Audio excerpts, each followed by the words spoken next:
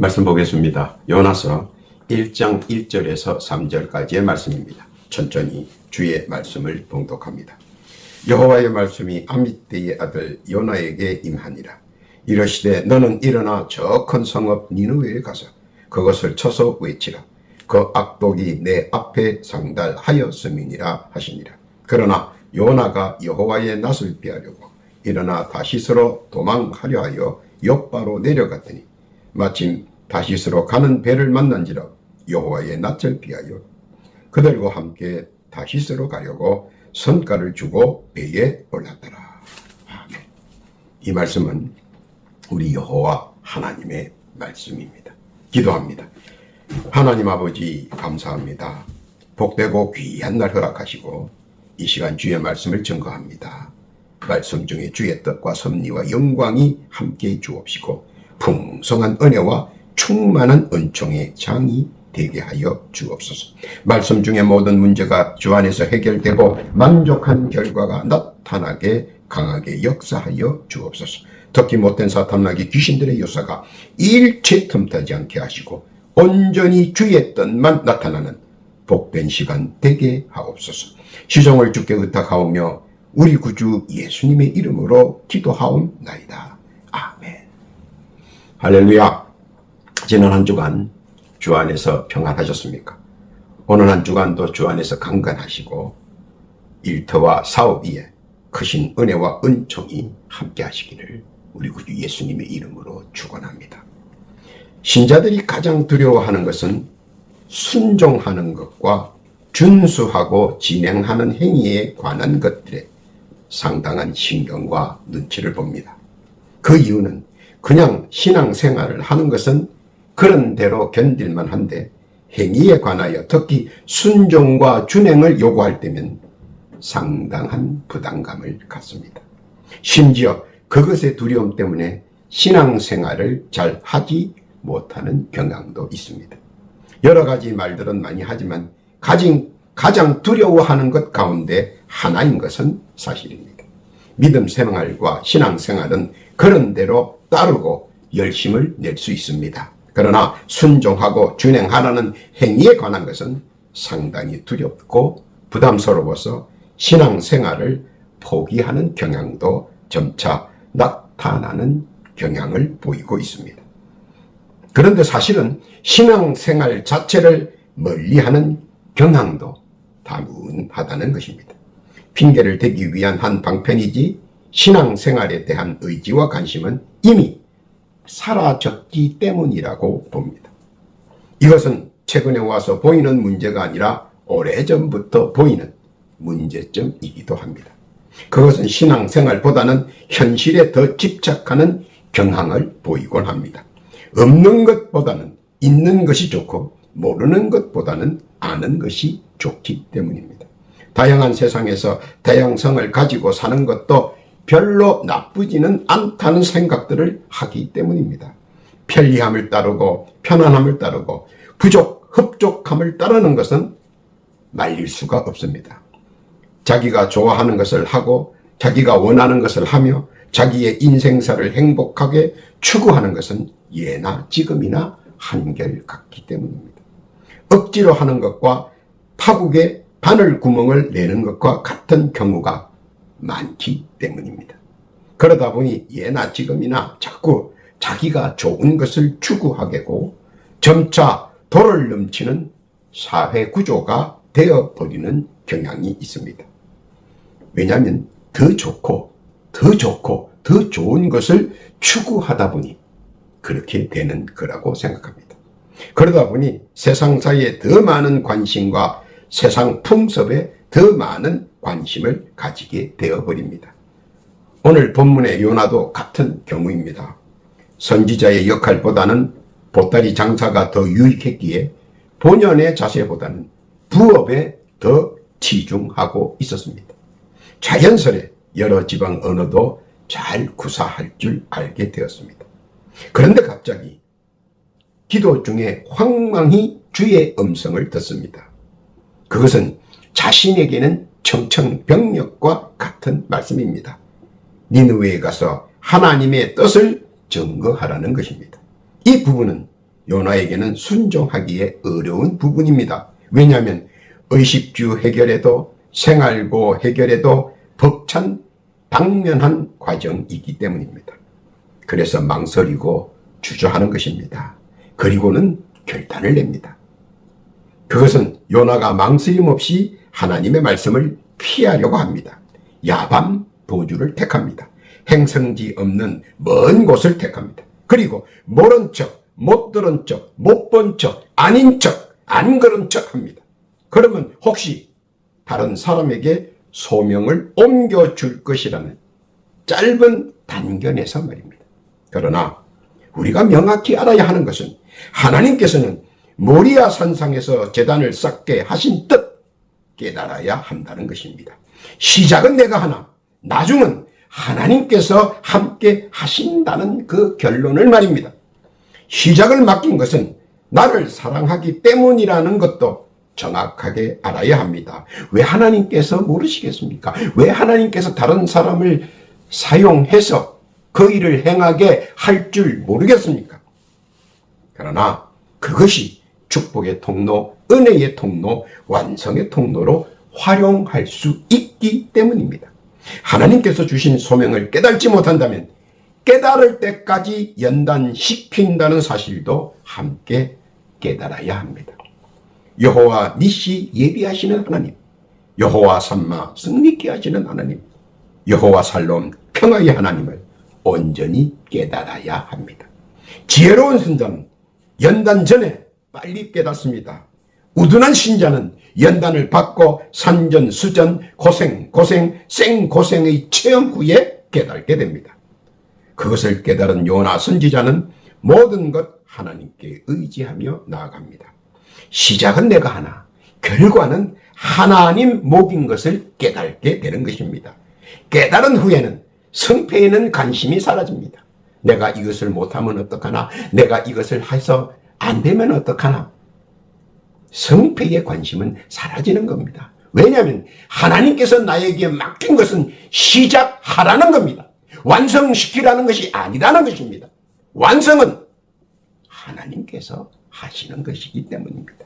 오직 하나님께서 보시는 것은 단 하나입니다. 말씀에 순종하느냐, 말씀을 깨닫고 준행하느냐 하는 것이 하나님 편에 보시기에 중요할 뿐이기 때문입니다. 본문에서 하나님의 명령은 무엇이었나 한번 살펴보면서 그 뜻 되새기기를 원하십니다. 첫째는 요나서 1장 2절에 보면 가서 그것을 향하여 외치라고 명령을 내립니다. 무엇을 외치라고 말씀하십니까? 그것은 하나님의 긍휼을 외치라는 것입니다. 하나님께서 우리를 위하여 베푸시는 사랑을 말입니다. 이런 사랑의 하나님, 긍휼하신 하나님을 알기 쉽게 외치라는 것입니다. 말하라는 것입니다. 에덴에서 불순종하여 죽을 수밖에 없는 인생을 가죽옷을 입혀서 다시 한번 삶의 기회를 주신 뜻, 익히 알아야 한다는 것입니다. 하나님의 긍휼로 꺼져갈 수밖에 없는 생명을 다시 한번 재기의 기회를 주셨다는 사실, 그것을 외치라는 것입니다. 그리고 이는 누구에게나 적용할 수 있다는 사실을 외치라는 것입니다. 다른 하나는 하나님의 용서하심입니다. 죽음은 모든 것들의 끝입니다. 그러나 창조하신 하나님께서 최고의 글작품이신 가장 완성도가 높은 인간을 자아가 아닌 타의에 의해 몰락함을 그냥 외면하시기는 힘들어 하셨습니다. 우주 만물의 법도와 운행은 정확하고 한치의 오차도 허용되지 않지만 그런데도 모든 것들을 희생하며 우리에게 안전하게 에덴 밖에서 생활할 수 있도록 선처하심도 하나님 편에서는 엄청난 희생과 편견이 따라야만 했습니다. 그러나 창조주께서 보시기에 너무나 좋고 사랑스러웠던 자기의 형상을 도저히 단번에 제거하기에는 너무나 마음이 아팠을 것입니다. 애정과 애정이 뭉쳐있는 자기의 형상을 그 어떤 대가를 치르라서도 용서하고 싶었을 것입니다. 미워도 다시 한 번 말입니다. 죽을 수밖에 없는 인생에게 용서를 허락하신 그 용서하는 하나님을 기억하라는 것입니다. 그것을 외치라는 것입니다. 그리고 밝히 깨우쳐 주라는 것입니다. 무엇을 깨우쳐 주어야 하느냐? 바로 하나님의 사랑입니다. 고린도전서 2장 9절 이하에 보면 기록된 바 하나님이 자기를 사랑하는 자를 위하여 예비하신 모든 것은 눈으로 보지 못하고 귀로도 듣지 못하고 사람의 마음으로도 생각지 못하였다 함과 같으니라. 사람의 눈으로, 사람의 귀로, 사람의 생각으로는 상상할 수 없는 것이 하나님의 사랑이라는 것입니다. 하나님의 사랑은 우리들이 다시 에덴으로 되돌아갈 수 있도록 깨우쳐 주라는 것입니다. 다시 돌아오라는 것입니다. 어디로? 천국으로 말입니다. 이것을 외치라는 것입니다. 시작은 내가 하지만 그 끝의 결과는 하나님 장중이 있다는 사실, 무슨 뜻인지 깨닫기를 바랍니다. 두 번째는 이 세상 어디에도 피할 곳은 없다는 것입니다. 요나서 1장 3절 이하에 보면 여호와의 얼굴을 피한다고 되어 있습니다. 이 세상에 그 어느 곳에도 여호와 하나님의 시선을 피할 곳은 절대로 없다는 사실입니다. 어린 아기가 눈을 감아서 아무것도 보지 못하면 타인이 자기를 못 본다고 생각하는 것과 같은 어리석음을 범하지 말라는 것입니다. 그래서 사람들은 꼼수를 생각합니다. 보통 세 가지 방법을 사용합니다. 그 첫째는 모른 척입니다. 나는 아니야. 나는 아니겠지. 나는 그쪽에 연관시키지 마. 난 정말 몰라 하고 손사래를 치며 모른 척합니다. 그러나 아무리 모른 척해도 결국은 그에 대한 것들의 모든 것은 내가 감당해야 한다는 것입니다. 그래서 모른 척보다는 적극적이 더 낫다는 겁니다. 아무리 모른 척해도 결국 하나님한테는 통하지 않는다는 것입니다. 아담이 모른 척하며 하와가 건네준 것을 먹었습니다. 그리고 뭔지 몰랐다고 하나님 앞에 항변합니다. 그러나 그의 양심은 자백합니다. 로마서 14장 11절 이하에 보니까 기록되었으되 주께서 가라사대 내가 살았노니 모든 무릎이 내게 꿇을 것이요 모든 혀가 하나님께 자백하리라 하였느니라. 그러므로 결단코 하나님 앞에서는 속일 수 없다는 것을 알아야 합니다. 엘리는 아들들의 비리를 알면서 모른 척했습니다. 하나님께서는 엘리 눈앞에서 사무엘상 4장 11절 이하의 두 아들은 칼에 희생되어 경종의 제물로 삼았습니다. 모른 척은 하나님도 용서치 않는다는 것입니다. 모른 척한다고 피해갈 수는 없다는 것입니다. 적극적으로 대처해야 한다는 것입니다. 또 있습니다. 또 다른 하나는 못 들은 척하는 겁니다. 하나님의 말씀을 못 들은 채 위장하고 외면합니다. 그리고는 마치 생전 처음 듣는 양 십치매를 뚝 뗍니다. 사무엘은 아들들에 대한 비난과 고발에 대해 못 들은 채 합니다. 못 들은 채 한다고 될 일이 아닙니다. 찾아서 들어야 합니다. 그리고 왜 그런지 찾아봐야 합니다. 그런데 이를 마냥 무시하고 딴청을 부립니다. 시간이 지나면 해결될 것이라고 오히려 방패의 막이가 되어줍니다. 결국은 사무엘의 못 들은 척하는 행동으로 사무엘상 8장 3절 이하에 보면 두 아들은 모든 원로들의 반발로 사사의 자리에서 물러나는 치욕을 당하게 해줍니다. 그 말인 뜻은 사무엘로 그 시대가 끝나버린다는 것입니다. 말씀에 어긋나면 못 들은 척하는 것이 아니라 적극적으로 해소에 나서야 한다는 것입니다. 또 다른 하나는 못 본 척하는 것입니다. 피한다고 피할 수 있는 일이 아닌데 눈을 감는다고 해결될 일은 아닙니다. 외면하고 무시하고 회피한다고 될 일은 아닙니다. 정정당당하게 해결을 위해 나가야 합니다. 욥의 아들들이 아버지의 못 본 척의 행동으로 불행을 막습니다. 성수주의를 지키지 않으면 지키게 해야 합니다. 말씀에 어긋나면 경고해야 합니다. 그런데 욥은 이를 못 본 척했습니다. 참담한 결과를 맛보게 됩니다. 하나님의 시선과 주시를 피할 수 있다고 생각한다면 이는 가장 무지한 사람일 것입니다. 신자는 압니다. 하나님은 어떤 분이신지 말입니다. 결국 욥의 엄청난 연단을 받고 그제서야 깨닫게 되는 것입니다. 오늘 요단을 통해 하나님께서는 이 세상에서 하나님의 눈길을 피할 곳이 없다는 사실을 우리가 깨닫기를 바라십니다. 무슨 뜻인지 깨닫기를 바랍니다. 세 번째는 그들에게 선포하라는 말씀입니다. 요나서 3장 2절 이하에 보면 그들에게 선포하라는 말씀입니다. 하나님의 뜻은 결론이 아니라 시작하라는 것입니다. 결론은 하나님께서 다 책임져 주시겠다는 것입니다.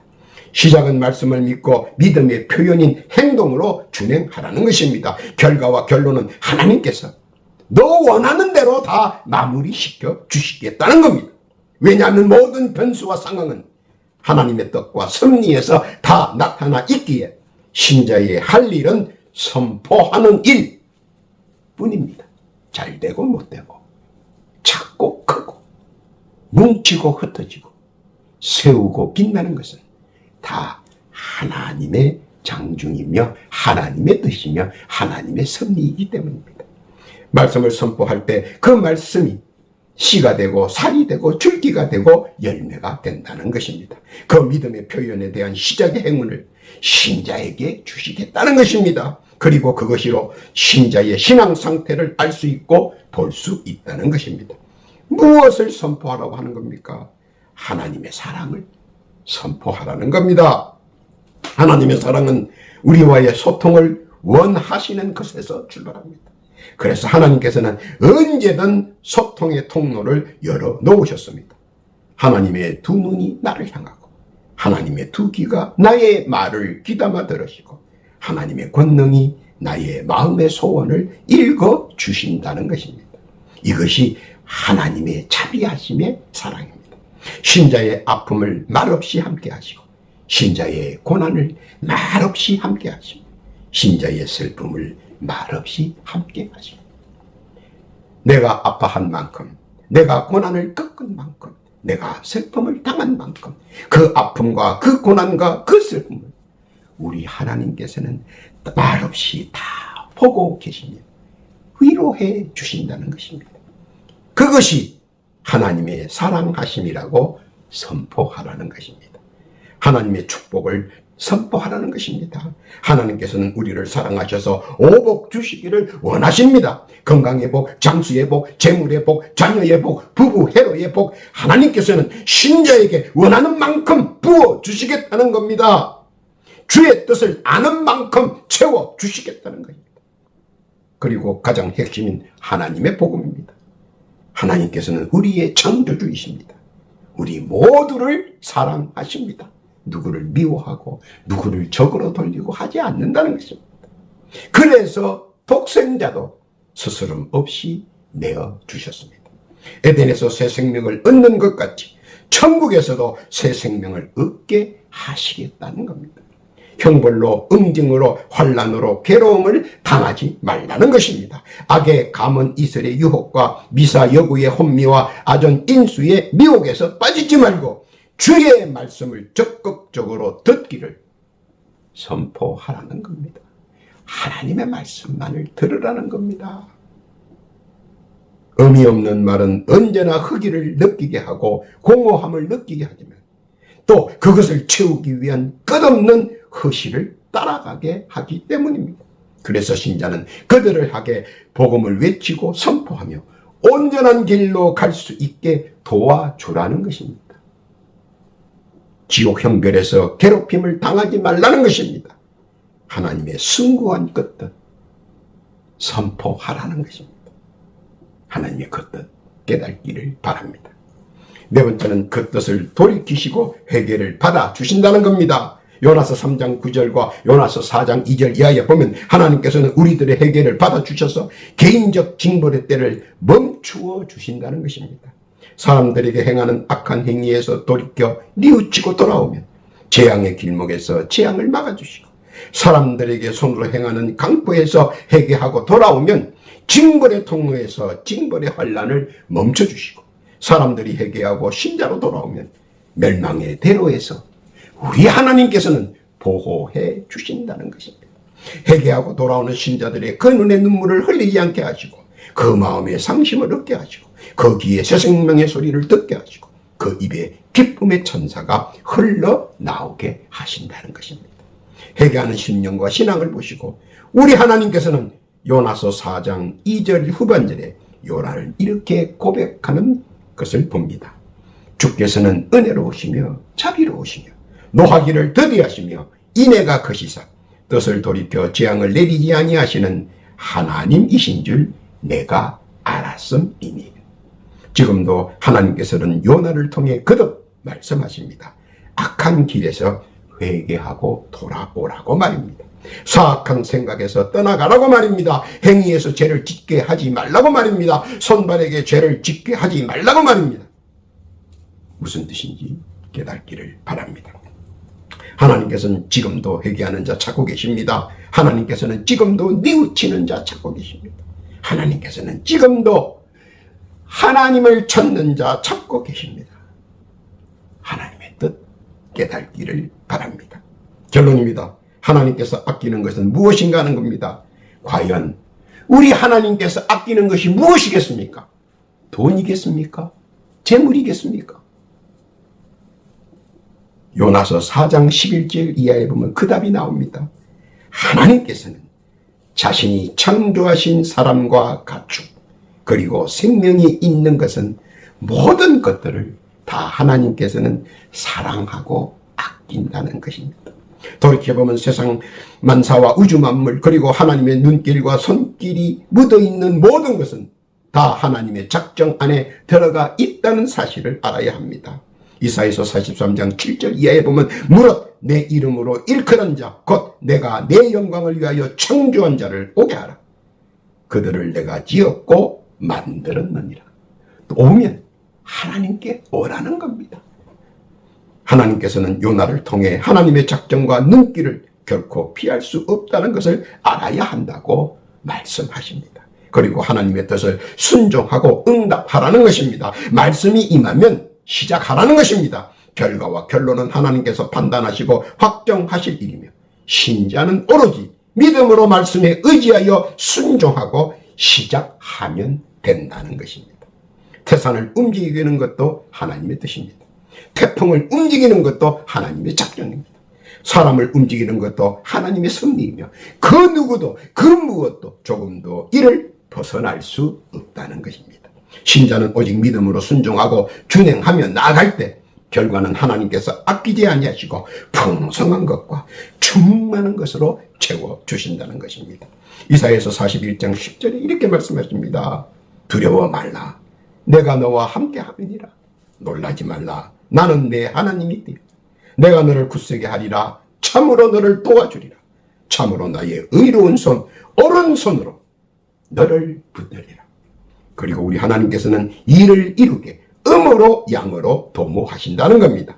믿음의 표현인 순종만큼 말입니다.